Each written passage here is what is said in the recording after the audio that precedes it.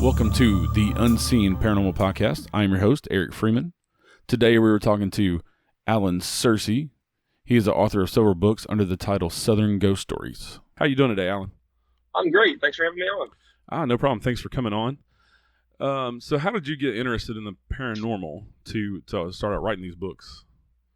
Well, it's kind of a two-pronged answer. I used to live in a house over in Creve Hall behind Traveler's Rest, I guess in the 40s or 50s. Traveler's Rest was John Overton's plantation. He was Andrew Jackson's best friend and my campaign manager. But he owned a big plantation over there, and as he died off and the family started selling off lots of land, my great-grandparents bought 2 acres, and they lived there for years. And when my great-grandmother was put in a nursing home, I moved into the house for 10 years. And the first night I was there, a trash can by the front door in the kitchen moved 8 feet overnight. Wow. I had lights that would come off and on, TVs would go off and on. A friend of mine told me they saw a woman standing in the corner of my bedroom. Just weird things happen. So I went over to Traveler's Rest to talk to them about it, and they kind of shot me down. And then that's kind of the start of it, I suppose. But how I really got into it was my wife and I went to Savannah several times. My daughter went to Georgia Southern, so we go visit her and go to Savannah and take all the ghost tours and see all the historical places. And yeah, you know, you go to a ghost tour and you pay $20 or $30 and you go to 5 places, and it's fun, but it's kind of quick. So my wife was on me. She's like, somebody should make an app for $2 that's all the haunted places. So I came back home and started fiddling around with the computer, and I taught myself how to code, and I went back to Savannah, started researching, and I made an app of 50 or 60 places, however many it is. Then I got bored a few months later, and I made one for Nashville. Then I got bored, made one for Louisville, and kept expanding, went to New Orleans, Salem, St. Augustine, Boston, and kind of the apps turned into books, and now I'm knee-deep in all this stuff. So it's been a lot of fun. Right. So why specifically Gallatin? Well, as I worked on the Nashville app, I was really drawn to places like Murfreesboro and Gallatin, where there's a lot of history. Right. And I went to Gallatin, just walked around the square, just talked to people. And every place I went, somebody had a story of, something moving around or seeing a shadow or hearing footsteps and just a lot of weird stuff. And I started digging and researching, and there were multiple fires on the square. Like North Water burned down numerous times. And back in the 1900s, there were no codes. So if you had a wooden building, typically there was a storefront on the first floor. And the second story is where the shop owner lived. That was his dwelling. Yeah. Well, every building had, a stove and multiple candles. Well, one spark could light the whole block on fire. It's happened so much in Gallatin. But then the thing is, the Civil War, they were occupied by the Union. A guy named Eliezer Payne from up north, he came down here, and he was just, you're always told in high school that the good guys won, the Union, they freed the slaves. And that's true. But the tactics the Union used to win the war is pretty underhanded. If you were related to somebody who was a Confederate soldier, you were considered a Confederate sympathizer. They could take you to jail or just take you on the field and shoot you if they wanted to. Right. It was brutal back then. Yeah, so there's a lot of history in Gallatin from the Civil War area, and then you were talking about the town square burning down. Do you think any of the hauntings came from the square burning down? Did anybody perish in those fires? Oh yeah. Especially on North Water, multiple buildings talk about children. They'll hear footsteps running around upstairs, or they'll hear children giggling. There's one place, the Enlow Center up there on the square. A lady told me she brought her son in to work one day with her as a pet groomer. And they came in the back door, and the little boy looks upstairs. Oh, Mama, can I go play with the babies upstairs?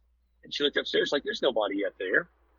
And a couple of days later, or a week later, the lady's mother came and took her grandson outside, and the little boy came back and said, Mama, I saw the babies. They're outside playing today. It's just really creepy, Yeah. Supposedly that area, there was a lot of brothels because it was right there on the railroad. And supposedly the ladies of the night, they would wave to the guys on the trains, and they'd come back and visit them. So if those ladies had children and there was a fire, maybe they got caught up in it. I don't really know. Yeah. So North Water Avenue and West Main seem to kind of be the hot spots in Gallatin that you wrote about. Other than the fires, what other kind of history revolves kind of around the square? Or is there any other, or is it just the fires? Well, one thing that kind of jumped out at me, I thought I was almost done with the book, and I was over at Swanee Swiss talking to an elderly lady who knew everything. And she was telling me that that the Sweeney Swift's is a restaurant, but at one time it was a pharmacy, and how a little girl there died from the plague. So I was thinking, well, what was the plague? So I started digging and researching. Turns out cholera was a big deal in Gallatin. It got in the water and killed a lot of the poor people. Well, 1 in 15 people in Gallatin died in 1873 from cholera. So on top of the fires, the war, you throw in cholera, it's just the small little corner of the universe where all these terrible, awful things happen. Yeah. And not too far from Gallatin up north, you've got Waverly Hills, which is, notoriously haunted sanatorium from TB. So I'm sure TB probably played a factor into Gallatin as well. I'm sure it did. I mean, back then there's no inoculations and vaccines and all that, so that was commonplace. And then also in the book you write about Rosemont House. Rosemont's a really cool place.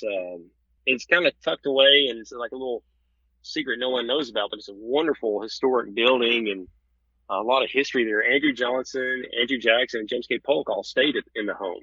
It was home to Judge John Sebus Guild. He was he fought in the Seminole Indian War, and he was really close to Andrew Jackson. But I was up there researching the book, and I was recording my conversation with the caretaker there, and he was talking to me. And I recently had a little boy, and I was explaining to the caretaker how, I'm the last of my grandfather's name, so the little boy, the name carries on. And at the end of my recording, a lady goes, "Oh, good." It was as clear as day. And I sent it to the caretaker, and he's like, "Oh, that's Catherine Guild. They say that she occupies this part of the house." So it's I was there for a festival back. This is October, November, and I was talking to this girl. And she's like, I can sense things, I can feel things. And so, really, what do you sense in the house? She's like, well, I went upstairs and there's a child hiding under the bed trying to get me to play with it. And supposedly there's a child that likes to play hide and seek upstairs. Wow. So Gallatin is it sounds like it's a huge hotspot of paranormal activity. Mm-hmm. You hear about, Nashville and just because of it being the it city, you hear about the Ryman Auditorium being haunted and, those type tours. But, you don't really hear these stories about the smaller towns in Tennessee like Gallatin and the surrounding area having so much history. And a lot of people don't think about, there's that history there too. Those towns were around. Some towns in Tennessee were around, before Nashville was even founded. And a lot of these little towns have a lot more history than people think. Oh, yeah. I mean, Sumner County was one of the first areas it was part of North Carolina, and James Winchester came here. He kind of established Castilian Springs in Sumner County, and it grew from there. But, yeah, you got to think the railroad came through Gallatin. During the Civil War, the Union was trying to get into Georgia. They were trying to get to Chattanooga. Like the 3 battles of Murfreesboro was pretty much for those railroads to get into Chattanooga. And that's where a lot of it stems from is the Cumberland River, the waterways, and the railroad that ran to Chattanooga. So for your book, you talk to lots of people with their firsthand accounts in over 60 locations.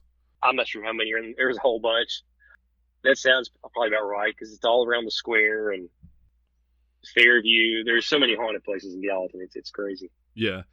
Based on your experience in talking to all the people, what would you say is the most haunted place in Gallatin? It's hard to say. I mean, Fairview Plantation is kind of like the Overton Plantation, Travelers Rest. It's been chopped up and portioned off, and there's a golf course there and little inns you can stay in, and there's subdivisions. There's a gas station. There's a grocery store, and all those places that are part of the plantation experience things. So that's kind of a cool little piece of history. Of course, Fairview is owned by Isaac Franklin.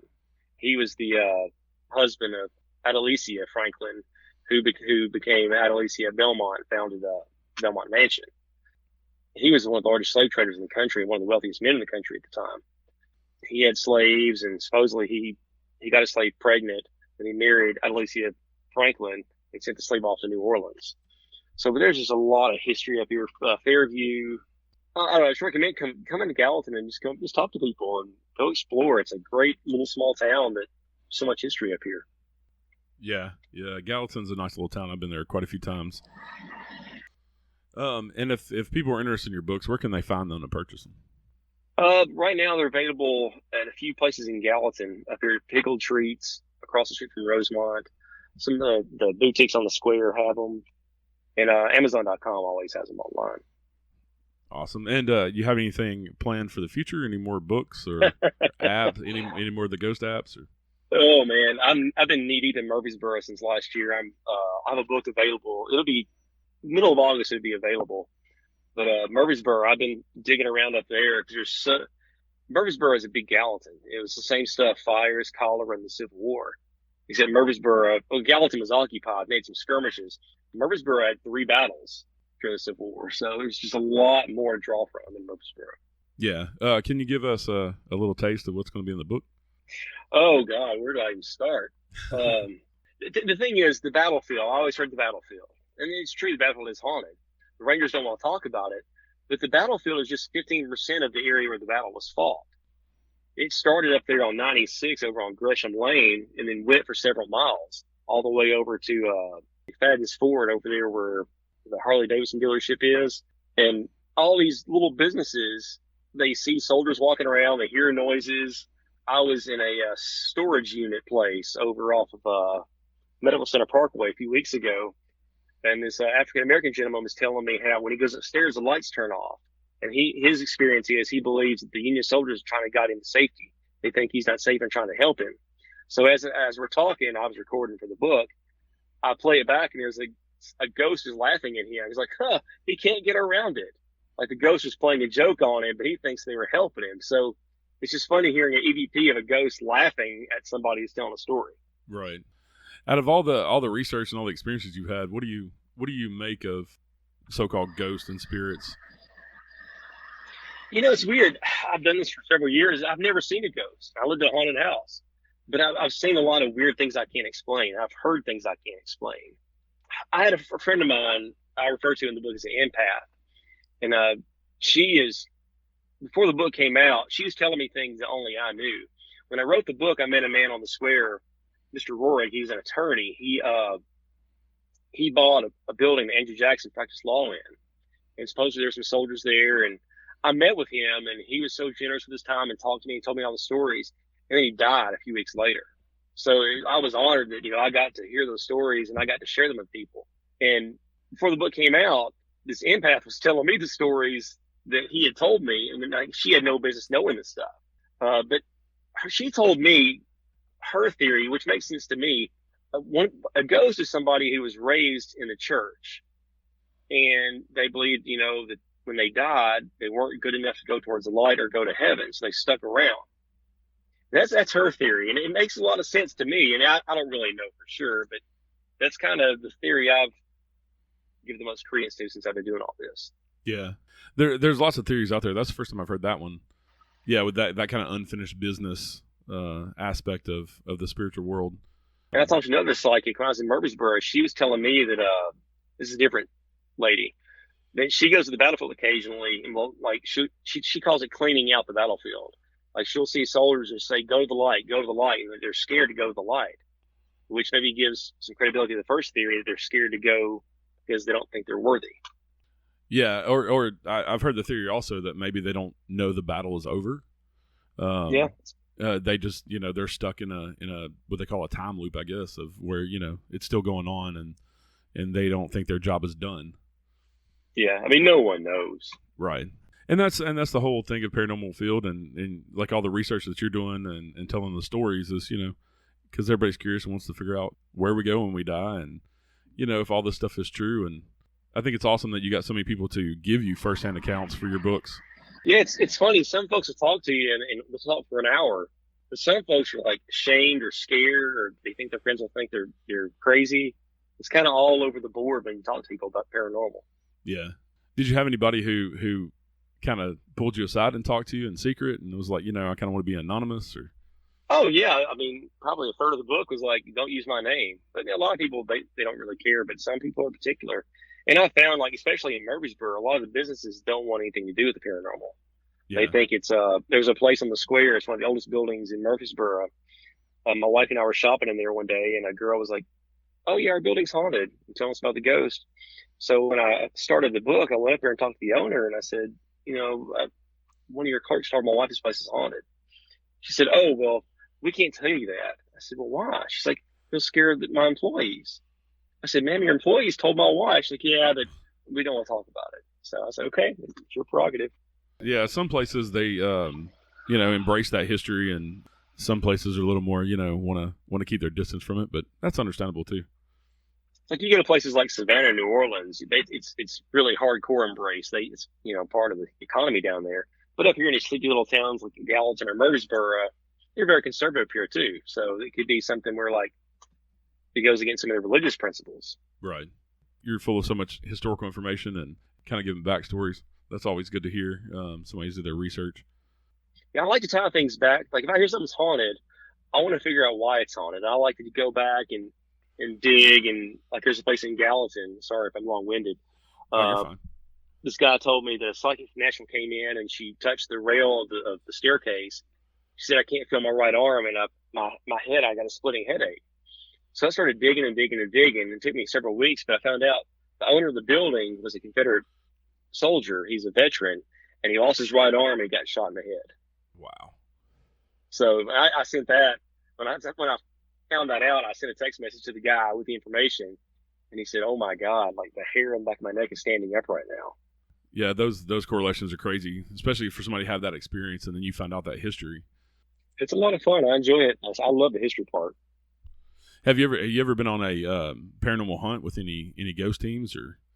I have, and they're fun, but it's like I was on one a while back here in Middle Tennessee, and I don't want to say with who it was, and this guy who'd been on TV was telling me, "Oh, I heard this," and I'm like, "Dude, I just don't hear it." What's it called? Those little boxes where.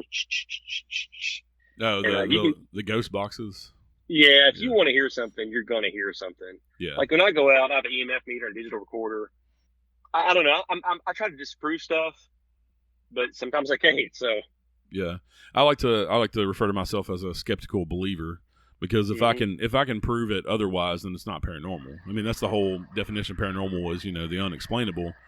A lot of people are quick to jump to noises or something moving. I was at the Marshall House in Savannah a couple years ago, and I had my EMF meter and some equipment, and I was walking through the lobby, and they told me that a lady plays tricks in the bathroom and locks people in stalls. So I'm walking around, and like my EMF meter is just going nuts. So I call the manager and say, "Hey, let you know what I've got over here." And he's like, "Well, sir, we just rewired this wall over here." I said, "Okay, you got me. You're right. I'm wrong." Yeah. Yeah, and that happens more often than not. And then also, certain people are more sensitive to EMF, and it can cause all kind of crazy things like hallucinations, visual and auditory hallucinations, and people just that feeling of being watched or like you're not alone. Yeah, a strange experience on the square up in Gallatin. Of course, tunnels are a big thing in Middle Tennessee. You had them in Nashville, running over Nashville. You had them under Murfreesboro. You had them in Gallatin. Supposedly they were used to move troops or for the Underground Railroad. I have a different theory, but I was down in the basement of a building in Gallatin, and I was trying to take a picture of this a tunnel. Entrance to the tunnel was sealed off, and I took two pictures, and my camera wouldn't work. It was just my screen went black. So finally, the third picture I took, and it showed. So when I got home, I showed my wife, and it turns out the first two pictures I actually took, but there's a big orb right in the middle of them. So that was just kind of weird that when I couldn't take a picture, or I thought I couldn't take a picture, I actually took it, but there was orb right in the middle of it. Yeah, and it's weird how you get some effects on your equipment with battery drains and that type of stuff, and just electronics not want to work. And so you said you had a podcast? Yes, sir. 7 Ghost Stories. Okay. My wife and I do it. We do put out 2 episodes each week, just places we've been to, and just try to have fun with it. They're about 10 minutes long each week or each episode. It's nothing, some of these podcasts are like 30, 45 minutes or an hour. And yeah, I like just knock it out and get it done. Yeah. Yeah. Where can people find that podcast? Oh, it's in iTunes or Google Play, just wherever you find podcasts, you'll find it, Stitcher and Spotify. Okay. All right. And you said that your book's available on Amazon Yes, or at some of the shops in Gallatin if people want to physically go in there. If they go into about your book, are some of the shops, would they be willing to talk to people about the haunted history of their buildings? Oh, yeah. One of the places they moved, but another place, Timeless Treasures on the Square, it's featured in the book. A recent experience I had back in the fall, there's an app, what's it called, the Ghost Radar or something, and it spits out words occasionally. And I didn't put a lot of stock in the app. It's like $1 or $2. I thought it was kind of silly. Well, I was walking with the owner up the stairs, and an old lady was over on the side fidgeting with something, and she dropped it as we were walking up the stairs. So I get to the top of the stairs, and my little app thing says dropped. So that was really creepy. Yeah. I guess they can, those things are kind of silly, but, I guess the ghost can manipulate that stuff sometimes where it's actually, Yeah, I thought it was just a joke. I've tried to use it before to see if it would catch anything in places I knew where things were going on, but it never worked. But that one day it did. It was probably a coincidence, but it was a pretty neat coincidence. Right. And then with your book, Southern Ghost Stories, Historical Hauntings, that's kind of just all around the South, just different locations.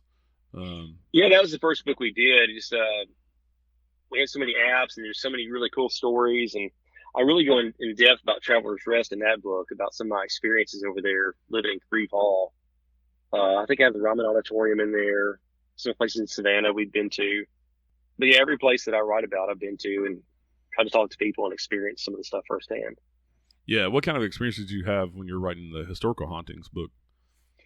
Well, we talk about there's a place called the Sorrel Wheat House in Savannah, Georgia, and that's a really cool place. And supposedly the legend or lore is that there is a wealthy man who was having an affair with his slave, and his wife found out about it, and she jumped from the second story of the building to the courtyard below and killed herself. Well, supposedly Francis Sorrel went and he killed the slave. He hung her in her slave quarters, and ever since then, weird things happen in those slave quarters, that little carriage house. Well, I was up there with my wife, and I said, "Hey, does anybody want to talk to us?" And as soon as I said that, my camera froze with these little slanted squiggly lines, and it's never done that before. Now, I've had an iPhone since it came out. It's never happened before, and it's never happened since. So that was something really kind of cool. And I'd heard stories about people being touched or pushed or hearing things or hearing noises. And Sorrel Wheat House is a really cool place in Savannah to check out. I think that's about all we got time for. I appreciate you coming on with me today. Yes, sir. You can find more information about Alan and his books on southernghoststories.com or check him out on Facebook. Everybody stay safe out there, and as always, thank you for listening. Like what you hear? Head over to the Unseen Paranormal Facebook page and give it a like to stay up to date on the new episodes and all things paranormal. Please rate, review, and subscribe on your favorite podcast app.